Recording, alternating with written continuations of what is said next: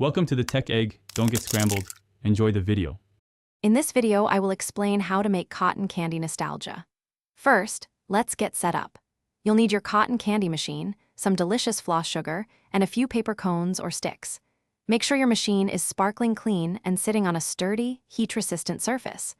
Always give your machine's instruction manual a quick read for any specific safety tips or operating procedures. This ensures a smooth and fun cotton candy making experience for everyone.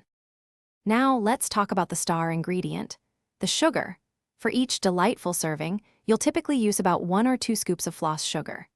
To truly capture that nostalgic feeling, I recommend sticking with timeless flavors such as vibrant pink vanilla or classic blue raspberry.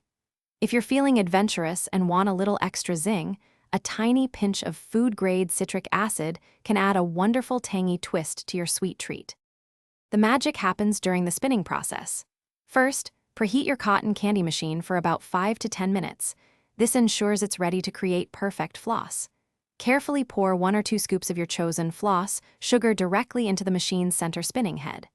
As the sugary wisps begin to emerge, gently collect them by circling a paper cone around the inside edge of the bowl. Keep rotating the cone to build a fluffy, cloud-like treat. Once your beautiful cotton candy is spun, it's time to enjoy. For the absolute best texture and flavor, serve your freshly made treat immediately. If you have any leftover floss sugar, be sure to store it in an airtight container. This will keep it fresh for your next cotton candy adventure. And remember, a quick and thorough cleaning of your machine after each use is essential to prevent any sticky sugar buildup and keep it ready for many more nostalgic moments. Thanks for watching. Consider subscribing if I helped unscramble your problems.